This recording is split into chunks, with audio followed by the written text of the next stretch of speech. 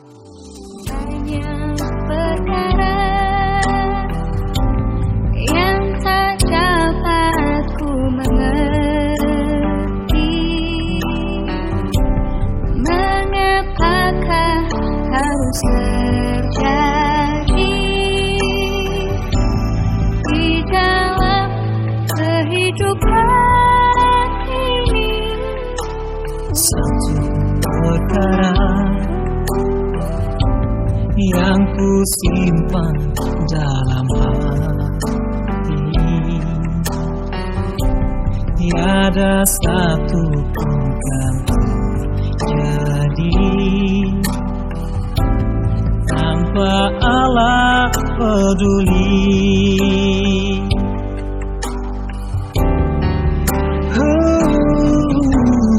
Allah mengerti, Dia peduli Persoalan yang kita hadapi tak akan pernah dibiarkannya. ku bergumul sendiri.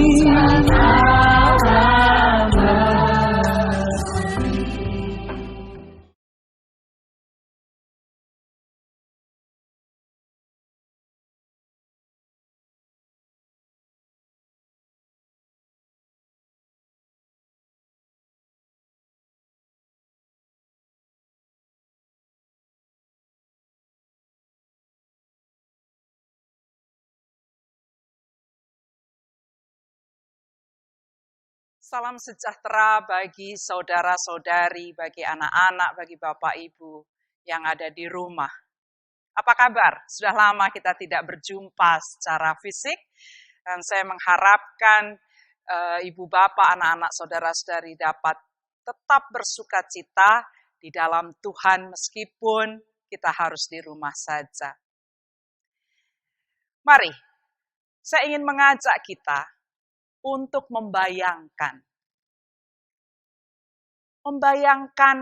diri kita berjalan bersama dengan Kleopas. Kita berjalan menuju ke Emmaus. Mari kita membayangkannya.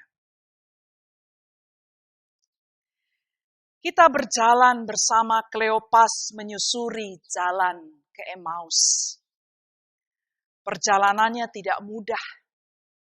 Bukan hanya karena jaraknya yang cukup jauh, tetapi terlebih karena kita memiliki masalah yang menyebabkan duka cita yang sangat mendalam. Masalah itu juga menyebabkan kita khawatir dan takut.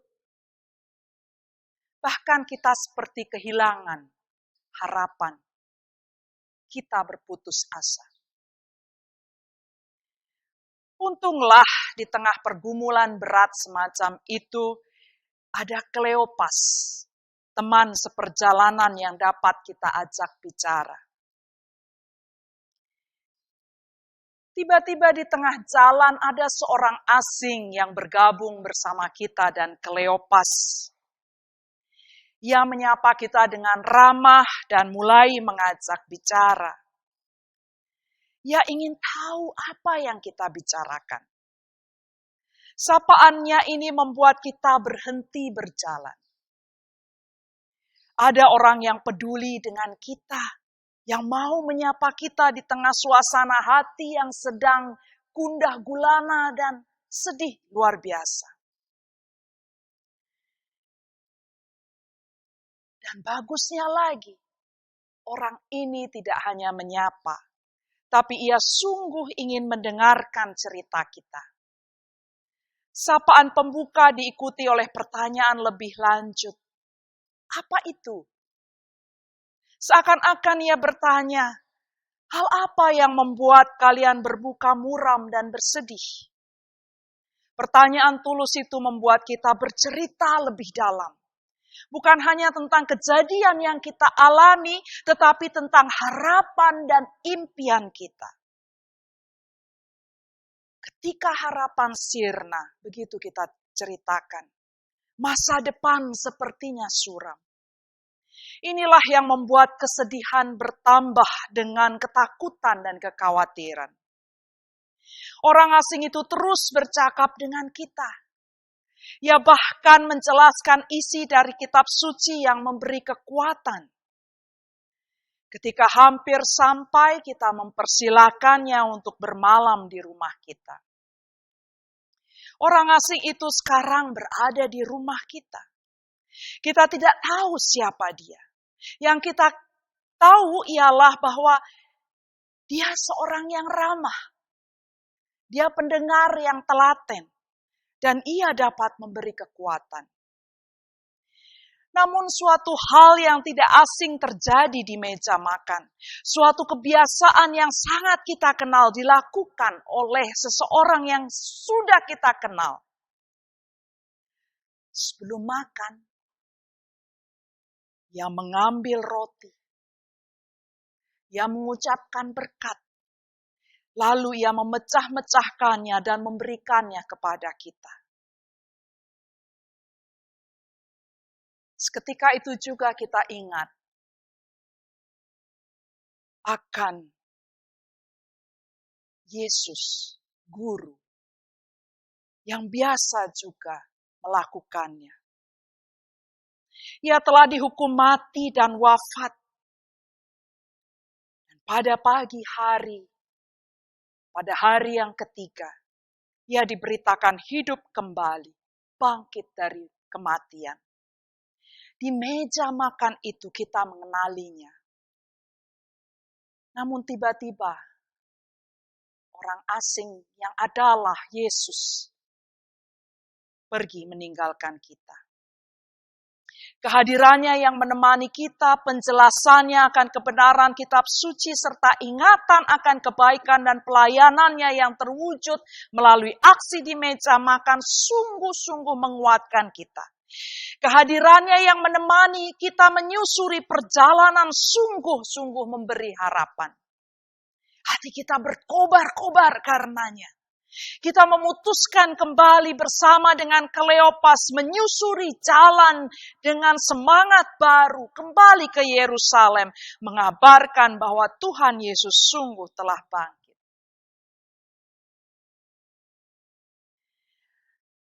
Ibu, bapak, anak-anak, dan saudara-saudari, sekarang saya mengajak kita melihat kisah perjalanan ke Emmaus itu dalam situasi kita sekarang ini.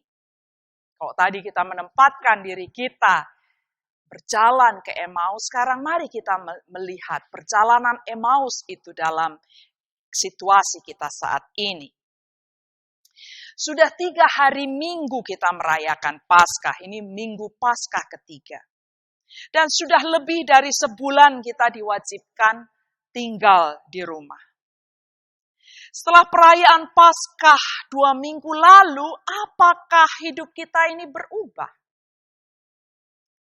Apakah perjalanan kehidupan kita ini menjadi lebih mudah? Lebih mulus jalannya? Yang pasti di Indonesia dan di beberapa negara di dunia, pandemi COVID-19 masih merajalela. Di negara kita sudah ada 8.000-an orang lebih dinyatakan positif terinfeksi virus tersebut dan sudah ada 600-an orang meninggal karenanya atau mungkin lebih tinggi dari angka tersebut. Dan baru 1.000 orang dinyatakan sembuh.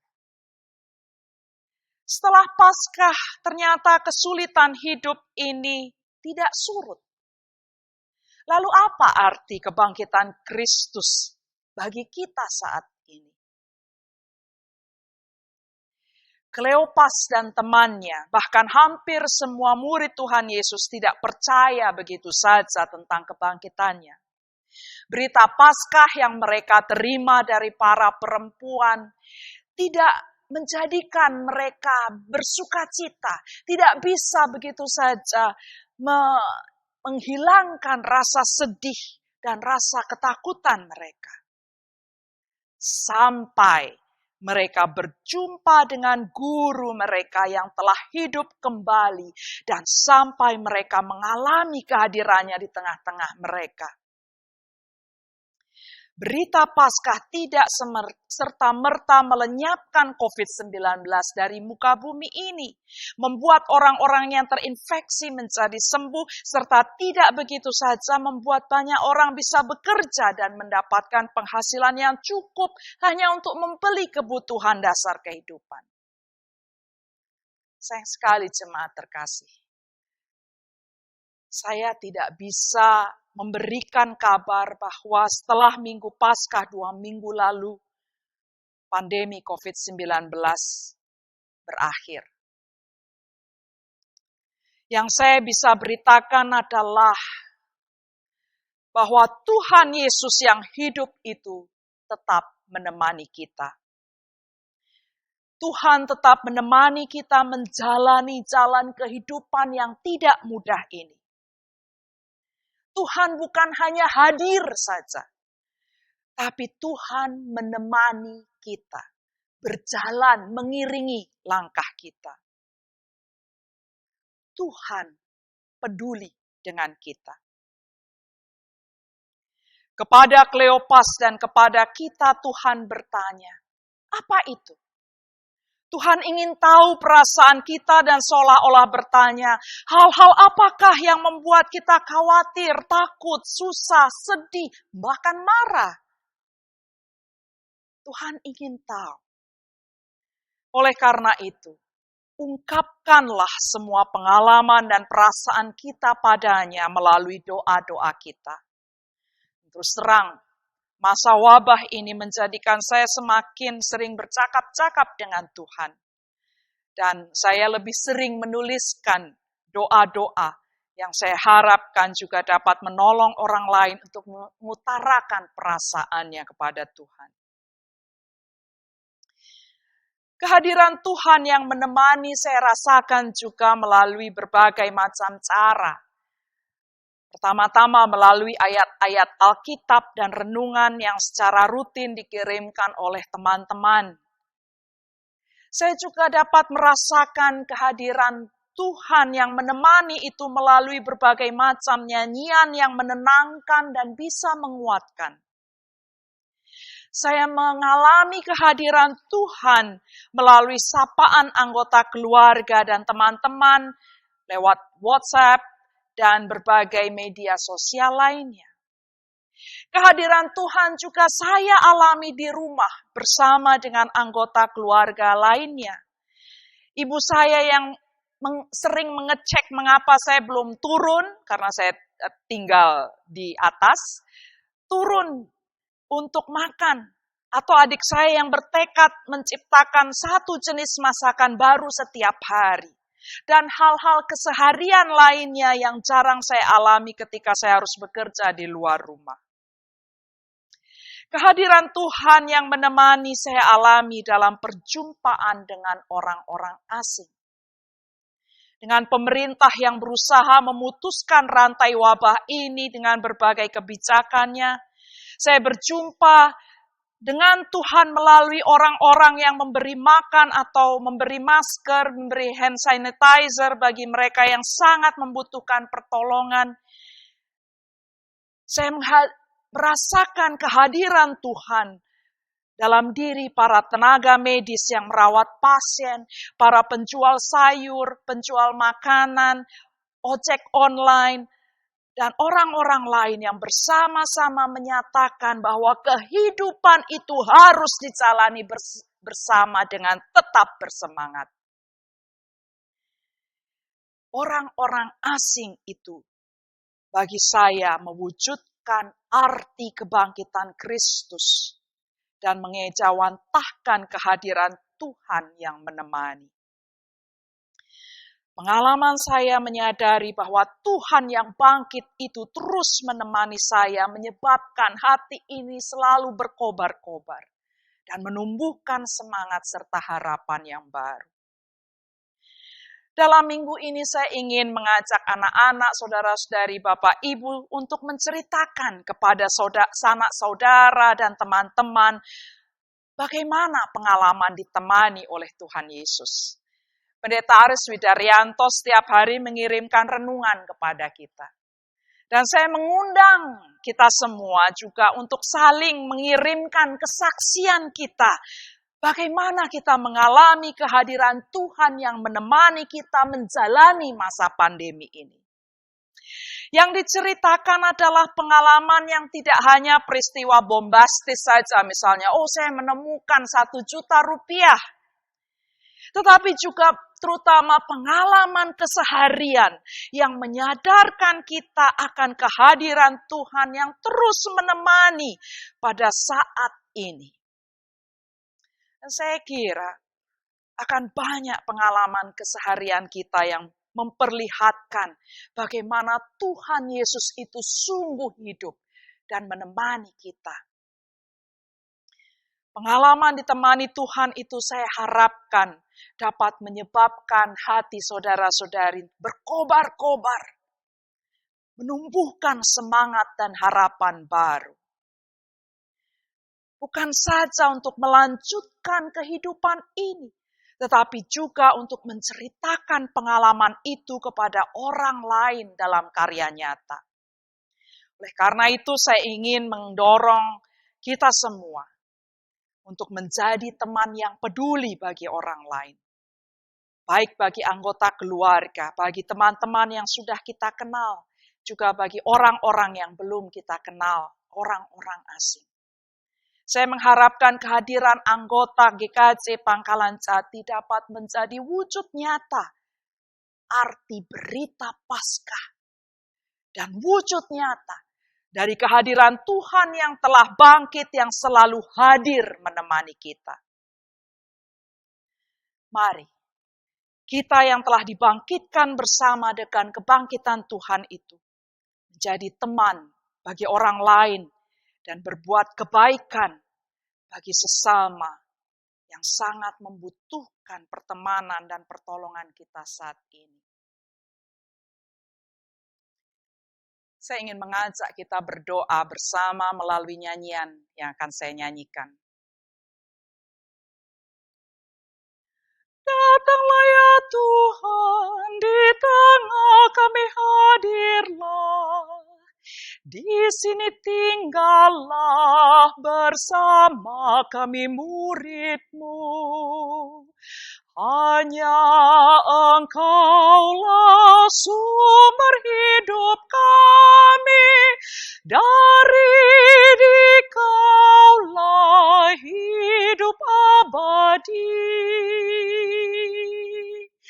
Kami mohon ya Tuhan, kasih sayang-Mu, limpahkan rahmat di hati kami, agar kami pun kan menyadari bahwa Dikau hadir di tengah kami.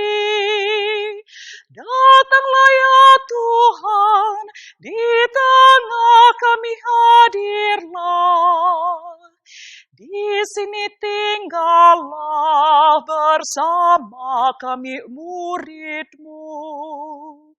Hanya Engkaulah sumber hidup kami, dari Dikaulah hidup abadi. Amin. Jemaat yang dikasihi Tuhan, marilah kita melanjutkan kehidupan kita dan tetap percaya bahwa Tuhan Yesus yang hidup itu, Tuhan yang bangkit itu, akan tetap menemani kita dalam menyusuri jalan kehidupan kita saat ini. Tuhan peduli, dan mari kita menerima berkat-Nya. Tuhan memberkati engkau dan melindungi engkau. Tuhan menyinari engkau dengan wajah-Nya dan memberi kasih karunia. Tuhan menghadapkan wajah-Nya kepadamu dan memberi damai sejahtera. Amin.